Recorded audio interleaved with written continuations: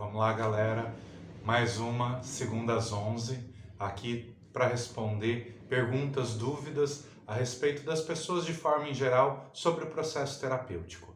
Então, se você quer saber alguma coisa, não entende muito bem como funciona, tem uma dúvida, está em terapia, mas não está entendendo alguma coisa, quer perguntar, quer tirar uma dúvida, traz a tua dúvida e a gente responde. Toda segunda-feira, 11 horas. Então, essa segunda, excepcionalmente, isso está sendo uma gravação, porque eu estou na estrada.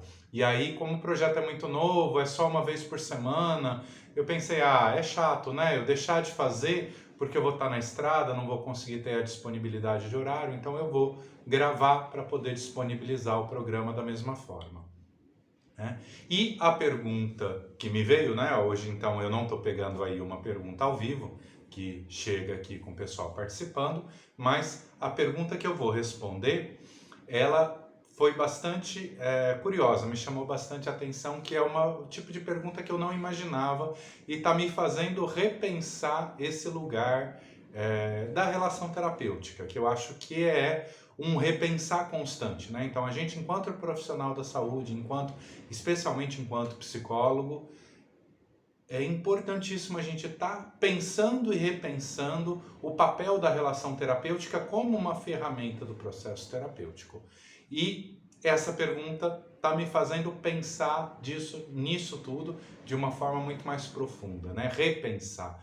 E eu acho que o bom terapeuta é esse, que se questiona, que está o tempo todo vendo as coisas e buscando alternativas e viu que não deu certo, busca novos resultados, busca novas formas de obter esse resultado, está sempre investigando, sempre estudando, né? Educação continuada é algo essencial para um bom psicoterapeuta.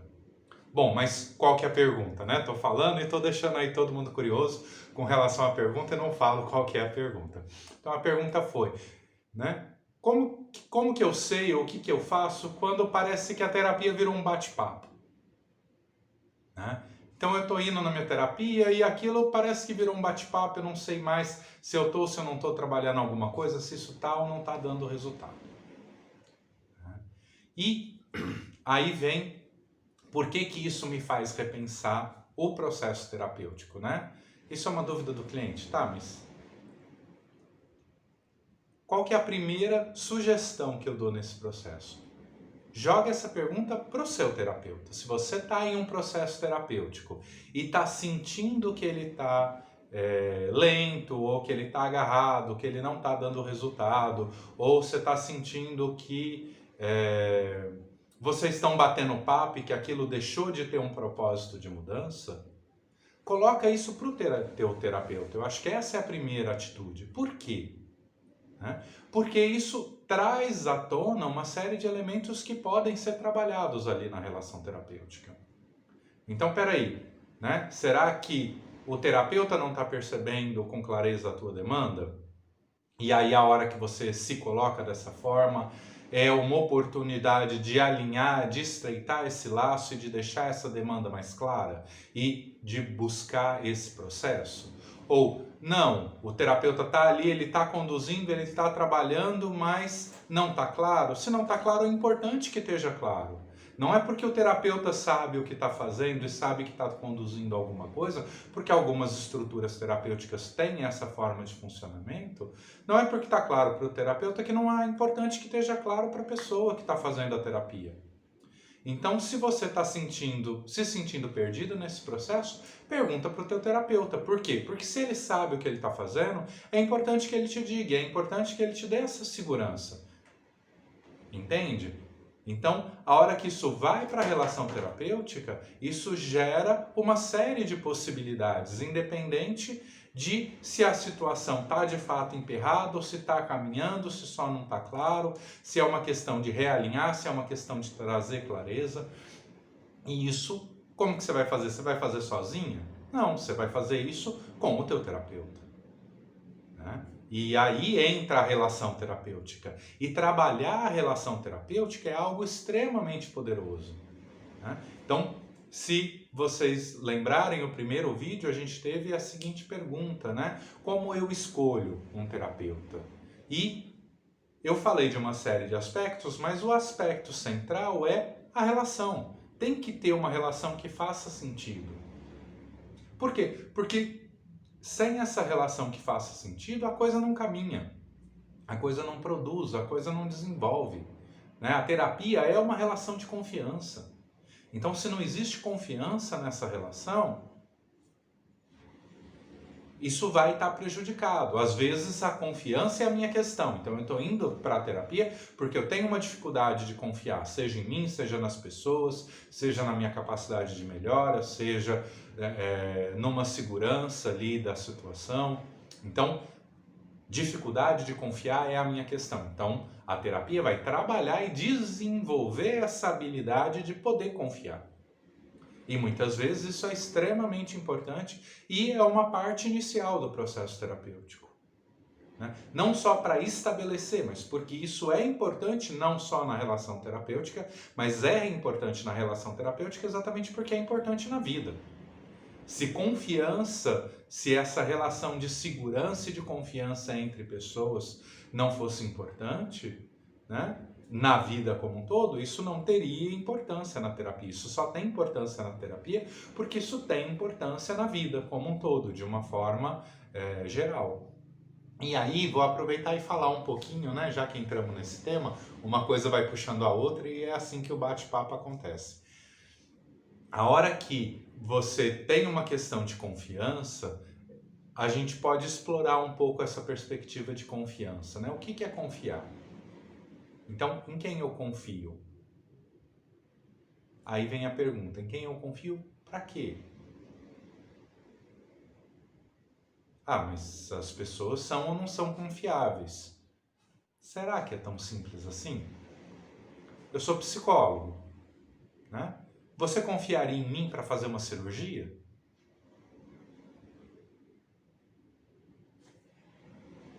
Não faz sentido você confiar em um psicólogo para fazer uma cirurgia. Por quê? Porque não faz parte do papel.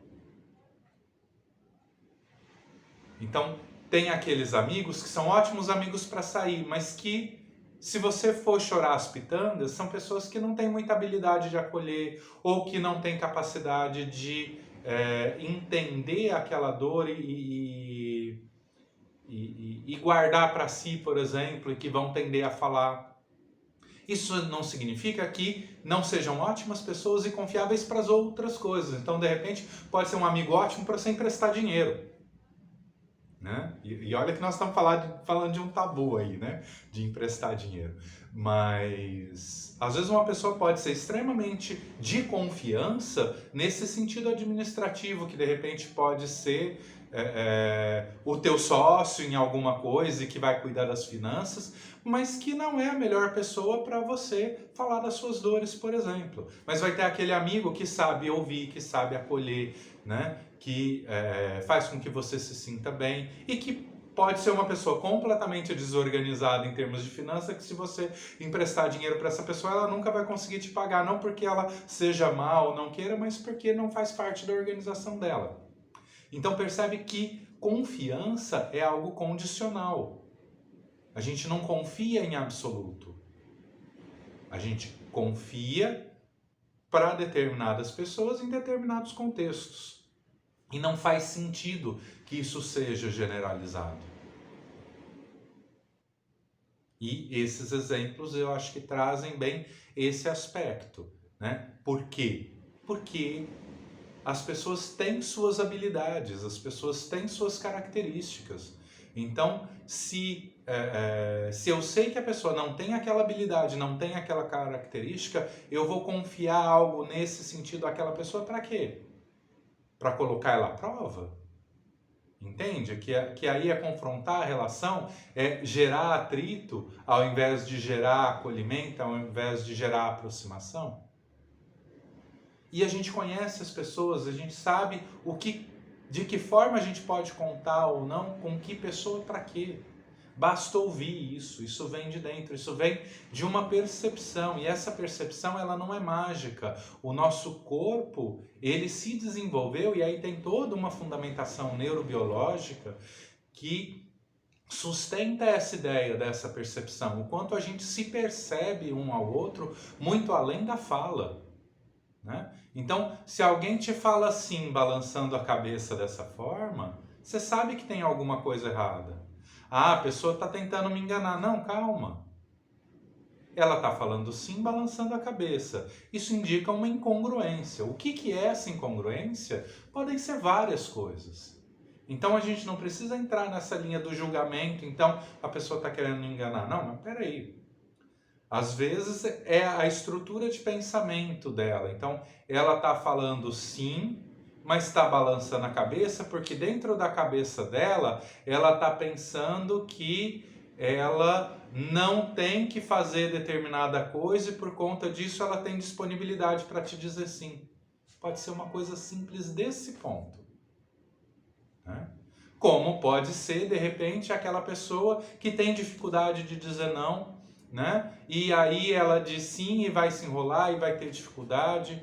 E aí o que a gente faz? A gente não tenta adivinhar, a gente pergunta.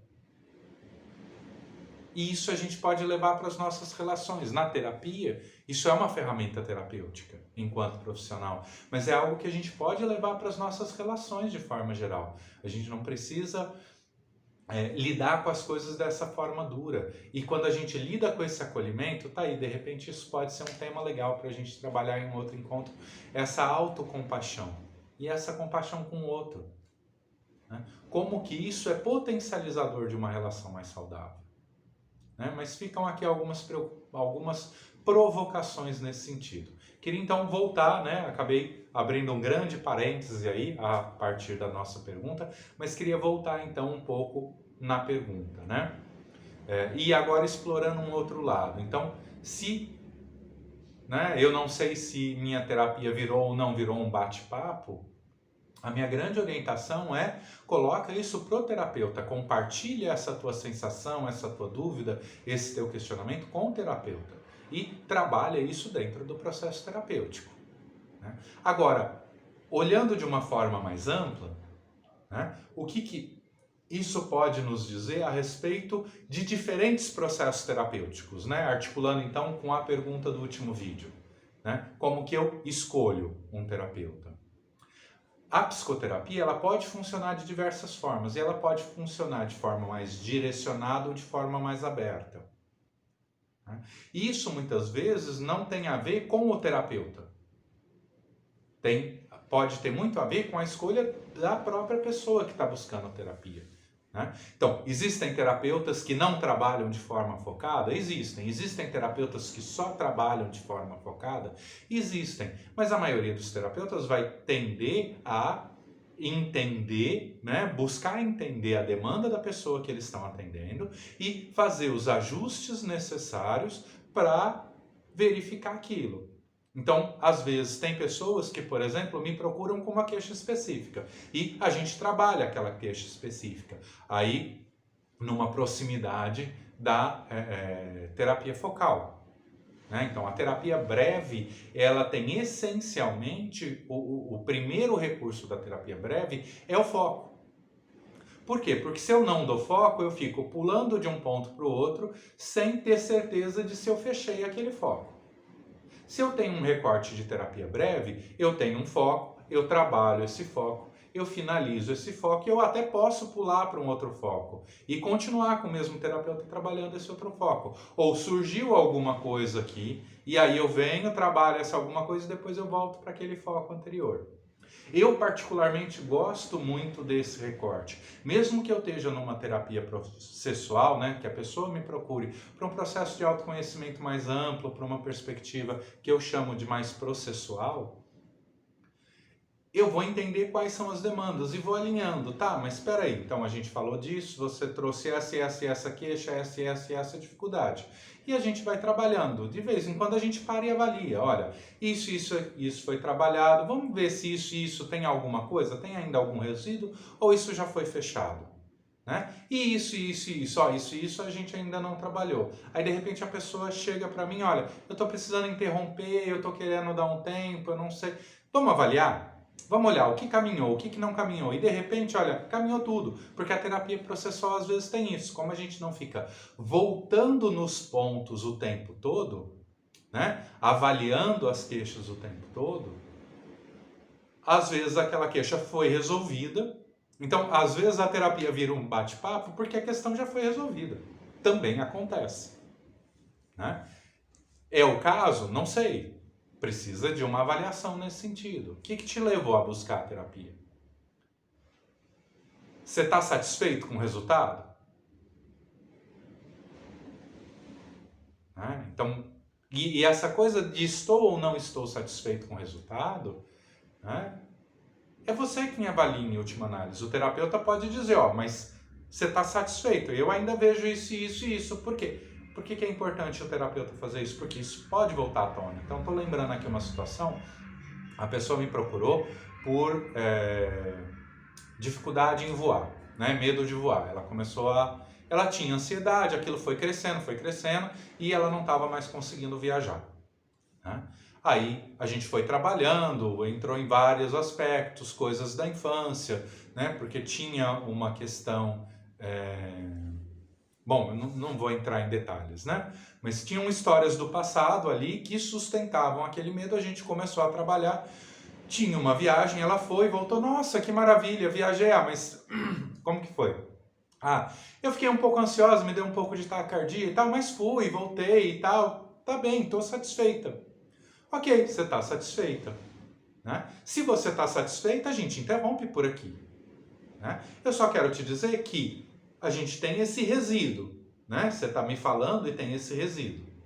Esse resíduo ele pode se diluir naturalmente, mas eventualmente algumas coisas da vida ele pode se manter estável ou alguma nova coisa da tua vida pode trazer isso à tona de novo e isso pode voltar a ser um problema. Mas se isso acontecer, você me procura. E aí, 2 anos depois, foi exatamente isso que aconteceu, né? A mesma pessoa me procurou de novo e virou e falou, aconteceu uma coisa, né? E agora eu não estou mais conseguindo voar. E não estou nem conseguindo. E a gente voltou, focou naquilo, trabalhamos acho que 2 ou 3 sessões e a coisa se resolveu, né? Então a coisa pode ser muito mais simples, né? A hora que a gente olha para esse processo, a gente não tem um ideal, um onde chegar, um onde não chegar. O onde chegar ou onde não chegar é o que satisfaz a pessoa. E aí entrei nisso porque eu estava falando dessa perspectiva dos diferentes recortes, né? E aí olhando para essa forma que eu gosto de diferenciar entre terapia focal, breve, direcionada, e a terapia processual, né? Então, quando a gente faz um processo de terapia breve, direcionada, focal, a gente vai ter esses aspectos. E aí, isso não tem uma dependência direta de se eu estou usando ferramentas que tendem ou não a acelerar o processo. O simples fato de eu dar foco, de eu direcionar, já traz esse recorte de cuidar de um ponto específico e depois ir para outro ponto específico. Às vezes a gente está cuidando de um ponto específico e descobre que esse outro ponto faz parte. E não dá para separar. Ou às vezes dá para separar, a gente cuida disso, depois cuida daquilo e chegou onde você queria, beijo, tchau, se precisar eu estou aqui. Por quê? Porque a vida é cheia de percalços. Então, às vezes, coisas novas vão acontecer e vão surgir novas demandas. Ou, como esse outro exemplo que eu trouxe, né? As coisas novas podem acontecer e disparar aquele resíduo que ficou de uma coisa que estava legal, mas que a gente identificou ali que tinha um resíduo, né? Então, fica aí também esse olhar. Você está em um processo terapêutico breve falando melhor, você está em um processo terapêutico focado, porque ele pode ou não ser breve, mas você está num processo terapêutico focado, ou você está numa terapia processual de autoconhecimento, onde diversas coisas vão entrando e vão saindo. E como que você avalia, e como que você compartilha essas suas dúvidas com o seu terapeuta para alinhar isso da melhor forma possível. Ok? Então, fico aguardando mais dúvidas, mais perguntas. Segunda-feira que vem a gente está de volta, segunda às 11, aqui no canal, no YouTube, no Instagram, para a gente poder continuar tendo essa aproximação e ajudar as pessoas a entenderem melhor o processo terapêutico, mas a partir das suas próprias dúvidas, e não eu falando aqui de um lugar de conhecimento, né? Então, o grande objetivo desses encontros é aproximar das dúvidas que as pessoas têm ao procurar terapia, e não eu querendo adivinhar quais são as possíveis dúvidas. Então, as dúvidas de vocês são essenciais para que esse programa continue, cresça e possa trazer cada vez mais clareza para as pessoas a respeito do que elas podem buscar e de que forma dentro de um processo terapêutico. Um grande abraço e até segunda-feira que vem, às 11 horas.